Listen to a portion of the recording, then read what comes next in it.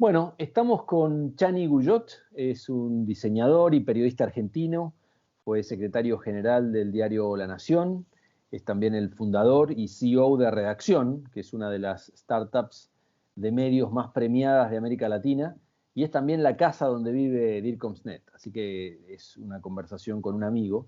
Y queríamos, teniendo en cuenta este año tan particular, además que estamos cerrando el año, aprovecharlo a Chani como especialista en medios que es para tener una conversación sobre el tema. Bueno, muchas gracias, Chani. Gracias, Juan, a ustedes. Bueno, un placer. Como sabés, entonces sos de la casa, o nosotros somos de tu casa de alguna manera, así que es particularmente fácil y grata esta charla. Hablando de medios, y antes de entrar en la coyuntura más puntual, quería dar un paso atrás y que nos des tu mirada sobre cómo vienen evolucionando, no en estos últimos meses, que ahora hablaremos, sino en los últimos años. Si tuvieras que hacer una película breve de los últimos años, ¿qué dirías? A ver, la película, si uno mira para atrás, no es tan breve porque yo diría que en los últimos 20 años los medios están asumiendo el desafío de la transformación y que es fundamentalmente una respuesta a la transformación de las audiencias. Son primero las audiencias las que cambian su forma de elegir y cómo se informan. Y son los medios los que tenemos que responder a ese cambio con nuestra propia transformación, ¿no? Y por otro lado, hay un segundo nivel que tiene que ver con la transformación del negocio. Bueno, son dos fuerzas bastante poderosas, diría, que empujan a los medios a desafiar un montón de sesgos, de hábitos, y aquellos que saben hacerlo bien son, bueno, los que logran sostener su relevancia, ¿no? Qué interesante. Y si pensás en estos últimos meses de la pandemia, en donde todo se aceleró, ¿qué te parece? A ver, la palabra se aceleró, como decís vos, por un lado. En todo el mundo los medios vimos crecer nuestras audiencias entre un 20 a un 300%, sobre todo entre marzo, abril y mayo. Luego eso cayó, pero muchos medios, y si pegamos un escalón importante, nosotros en términos netos duplicamos, por ejemplo, en redacción nuestra audiencia. Eh, por otro lado, dentro de ese mismo contexto, creo que los medios más serios encontraron oportunidades para validar esa seriedad con información rigurosa sobre la pandemia, por ejemplo. Pero al mismo tiempo también se aceleró la erosión del negocio. Y esto para todos, medios tradicionales, grandes, pequeños, digitales. Ahora, ahí también hubo un escalón y hay inversiones, por ejemplo, de marcas en los medios que después no vuelven, ¿no? Después de haberse desactivado de alguna manera por la recesión global y demás, con lo cual también se aceleró el flujo, digamos, de inversiones de publicidad de medios digitales a plataformas. Y en algunos casos, o en la mayor parte de los casos también, se detuvo el crecimiento de los ingresos de lectores directamente, ¿no? En aquellos medios que tienen suscripciones o que sí son de pago, naturalmente. Con lo cual, yo diría, las cifras que vemos hoy en el mundo de los medios son las que preveíamos ver en 2023 aproximadamente. Eso, bueno, pone a todo el ecosistema en una tensión interesante en términos de cómo se acelera entonces también la transformación, ¿no? Y hablando de medios, puntualmente en este género que es el de las newsletters, para el no experto en esto, contá un poco qué es, por qué funciona como funciona y cómo funciona. Vean, es súper interesante. Este es un fenómeno que es bastante reciente, diría 3 años en el mundo, sobre todo en Europa y Estados Unidos, y tiene que ver con entender que las newsletters no es un canal, digamos, ¿no? En general, la mayor parte de los medios entienden que una newsletter es un mail que agrega títulos, y casi todos son automáticos, son algunos bots que toman los títulos y los ponen en un mail y lo envían. Pero hace un tiempo también descubrimos que el poder del newsletter tiene que ver con, primero, construir una relación de confianza y frecuencia con una comunidad. Suelen ser súper enfocadas, como es el caso de DIRCOMSNet. Tiene la particularidad de entrar al teléfono, el artefacto con el que vivimos, y de establecer una suerte también de conversación, ¿no? Yo creo que DIRCOMSNet es un buen ejemplo también por eso. Quien lee esta newsletter escucha tu voz, te lee a vos. Y esa perspectiva particular es la que también va construyendo ese hábito. Con lo cual, por supuesto, es un producto también simple desde el punto de vista de la tecnología, pero muy poderoso. De hecho, el New York Times, por ejemplo, tiene más de 80 newsletters, ¿no? Pero basa mucho su crecimiento en esta suerte de nuevos verticales también, como se llaman, ¿no? Qué curioso. Hablando hace un momento mencionabas esta aceleración que se produjo durante la pandemia y mencionabas que así como algunas construyeron credibilidad, otros medios la perdieron.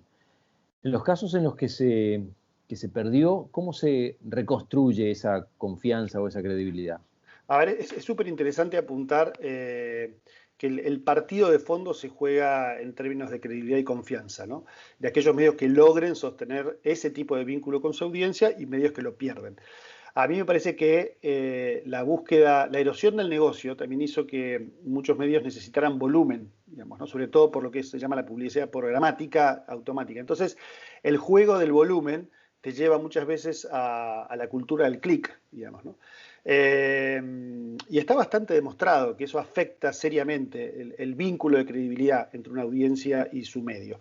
La Argentina, además, en los rankings, en la encuesta global del Reuters Institute de Oxford, sale mal parada, digamos, ¿no? De manera global, solo 4 de cada 10 personas confían en los medios, en principio, ¿no? Inclusive los que lee. Ese es el problema de fondo y ese es lo que hay que buscar resolver. A tu pregunta de cómo se hace, yo creo que es desafiando algunos sesgos que traemos con los medios masivos, digamos, con nuestros cortos 200 años de historia. Uno tiene que ver con, bueno, la carrera por la velocidad y el volumen es un problema para construir confianza, porque en un ecosistema de información tan líquida, digamos, uno ve títulos contradictorios todo el día, y es muy difícil no caer en esa, y tiene que ver también con la cultura del clic.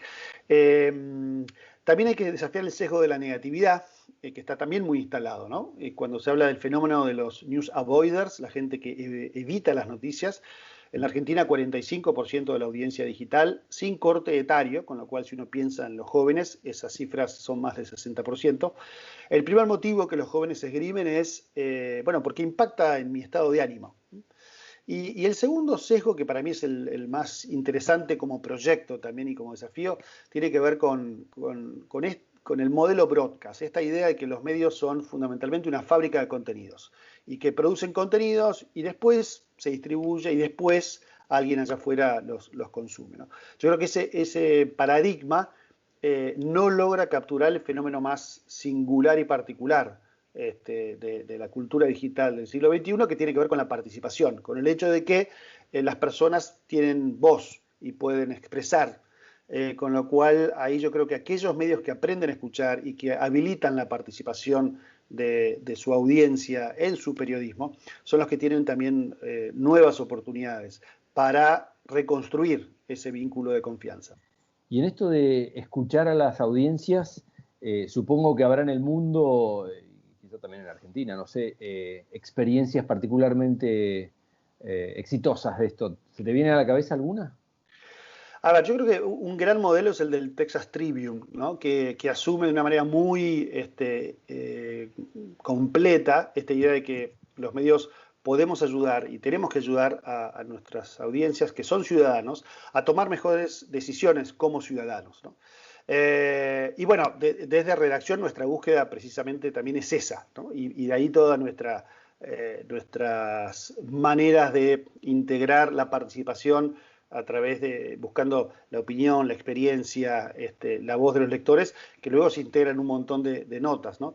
Y me parece que de esa manera, estos somos medios que somos parte de una conversación que muchas veces está en la audiencia o está en las redes, a veces nace allí, otras veces el medio tiene por supuesto una responsabilidad en esa conversación, de cómo la articula, de cómo la amplifica, pero es recuperar algo que estuvo en el origen también de los medios, en términos de justamente cómo ilumina las conversaciones que ayudan a una sociedad a entenderse mejor, a evolucionarse. Y bueno, para nosotros es como el principal desafío y el foco, y de allí, digamos, una cantidad de experiencias propias en redes o dentro mismo de Redacción Comar, que algunas son más experimentales y otras ya más con resultados, pero que nosotros creemos que lo nuevo y el crecimiento viene por ese lado, ¿no? Uh-huh. ¿Cómo ves esa relación, que pienso que es un poco de competencia, también de colaboración entre los medios tradicionales y las plataformas o buscadores, que son al final herramientas digitales que de alguna manera colaboran y a la vez que compiten con los medios tradicionales? Súper interesante la pregunta. Yo creo que las plataformas, por un lado, hay que saber distinguir porque Google y Facebook son dos animales muy distintos y que ocupan roles muy distintos, por ejemplo, ¿no? Y lo primero que hay que hacer para mí es entender y aceptar que son el principal actor del ecosistema digital. De allí que uno no puede ignorarlos, uno tiene que entenderlos, entender cómo funcionan en relación con los medios, porque de alguna manera dependemos fuertemente de cómo hacen su trabajo para hacer bien nuestro trabajo, ¿no? Nosotros, la principal fuente de tráfico para nosotros es Search, es Google Search, es gente que busca algunos temas en Google y se encuentra con las notas de redacción, por ejemplo. Y sí me parece que tiene que ser una conversación que debería evolucionar en términos de madurez, porque muchas veces algunos de los intentos de regulación o algunas de las peleas que hay entre medios y plataformas creo que se pueden resolver mal. Y resolver mal para mí quiere decir impactando en los usuarios, ¿no? Impactando en la audiencia general. Creo que en algunos países, y por supuesto China es el caso más obvio, las regulaciones y el comportamiento de gobiernos y plataformas ponen en riesgo la libertad de expresión, de comunicación, y bueno, es un tema delicadísimo. Muchas veces les pedimos a las plataformas que regulen, digamos, el contenido. Ahora son empresas privadas. Hay un enorme debate todavía pendiente para mí en términos de si le queremos delegar a empresas privadas el control, de alguna manera, de calidad de una conversación. Hay líneas muy grises también entre lo que es la libertad de expresión y opinión y el discurso del odio. Bueno, creo que los próximos 2 o 3 años, también con proyectos que están dando vuelta en el mundo, sobre todo en Europa y Australia, me parece que vamos a ver cómo algunas de estas conversaciones pendientes se empiezan a caer en decisiones, y lo que va a ser fundamental para mí es detectar siempre cuál es la consecuencia para la audiencia final, digamos, ¿no? Para la gente que vive en este ecosistema y cuya experiencia de información, de calidad y demás, depende en parte de cómo plataformas y medios acuerden sus desacuerdos, ¿no?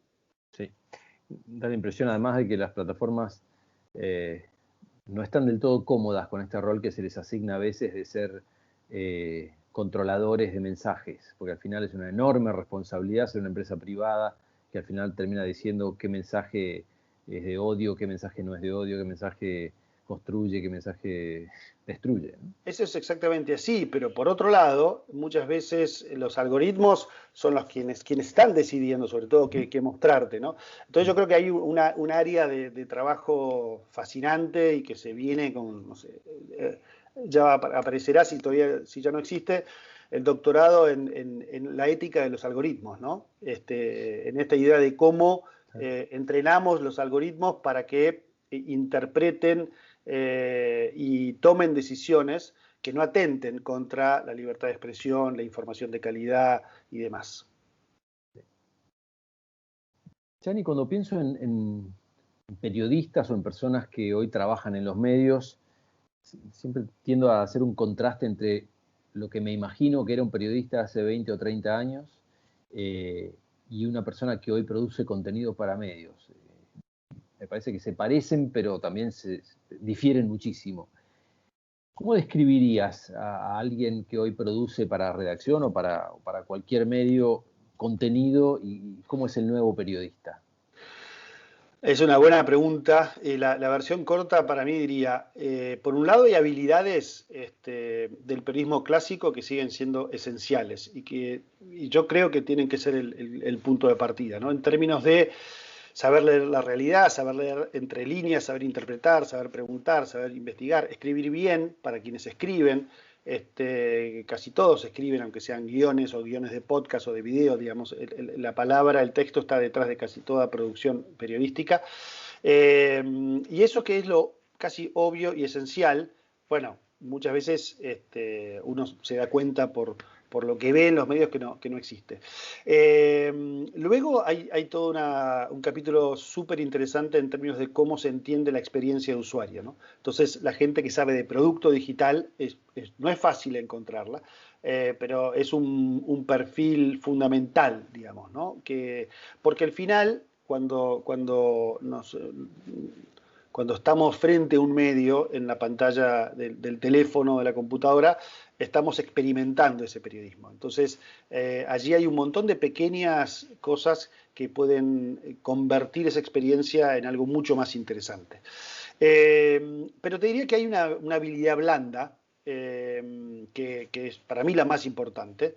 Y la primera tiene que estar, por supuesto, la primera es pasa, no pasa, ¿no? Pero es la capacidad de aprender y de desaprender, y la capacidad de construir conversaciones de aprendizaje, te diría, ¿no?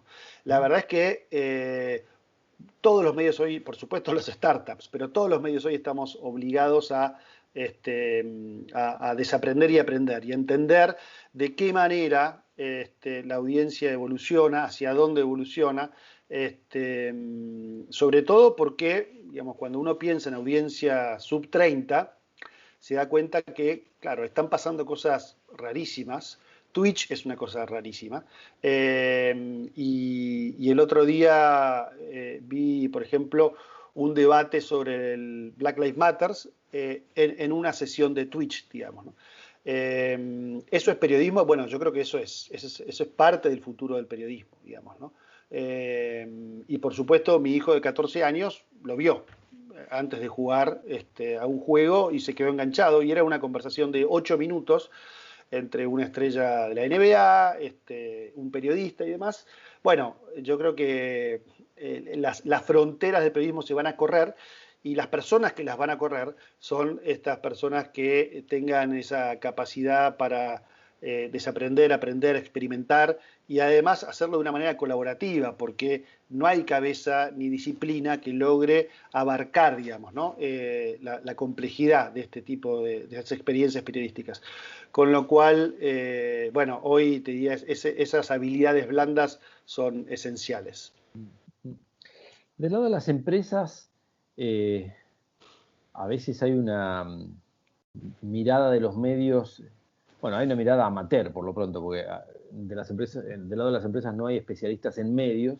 Algunos sí especialistas en relacionarse con los medios, como es la gente que se dedica a comunicaciones, asuntos públicos. Pero, ¿qué mirada tenés sobre, o qué insights le darías a alguien que está de ese otro lado, del lado de las empresas, que tiene que entender cómo interactuar con los medios? A ver, yo creo que lo que vos mencionabas era cierto. Pero hoy yo veo que cada vez más empresas empiezan no solo a entender mejor a un medio, sino a pensar como medios, ¿no? Y yo veo que a veces incorporando periodistas o editores, naturalmente, pero muchas empresas se convierten o se pueden convertir o se están convirtiendo en sus propios medios, digamos, ¿no? Y saben que por supuesto también el entorno digital les da la capacidad de tener, digamos, una relación directa con sus clientes, consumidores, que también se convierten en audiencia. Ahí me parece que, por supuesto, hay muchísimos casos y me parece que muchas empresas, sobre todo, no sé, las de consumo masivo, van a seguir necesitando y accediendo a los grandes medios para esta comunicación también unilateral, yo diría muchas veces monologal, de paso información, ¿no? Ahora, yo creo que hay enormes oportunidades y hay experiencias súper interesantes en el mundo para aquellas empresas que además empiezan a tener un poco más de conciencia sobre su rol y sobre el impacto de su actividad. Me parece que otra de las cosas que aceleró la pandemia es el movimiento hacia lo que podemos llamar en términos muy amplios, ¿no? Empresas conscientes. Y allí los desafíos de comunicación empiezan a ser más complejos, más amplios, y allí es donde yo creo que también empresas y medios tenemos que repensar un montón de cosas, ¿no? Yo lo dije hace 2 años y muchos se reían, la publicidad está muerta, entre comillas. A mí me parece que el modelo publicitario instalado, que es fundamentalmente interruptivo, un peaje que la audiencia está dispuesta a pagar para consumir, bueno, creo que es un modelo en el que, bueno, que no crea valor para todos, digamos, muchísimas veces, ¿no? Justamente ahí la audiencia es el rehén. Me parece también que el branded content en nuestro mercado en particular no suele ser de buena calidad.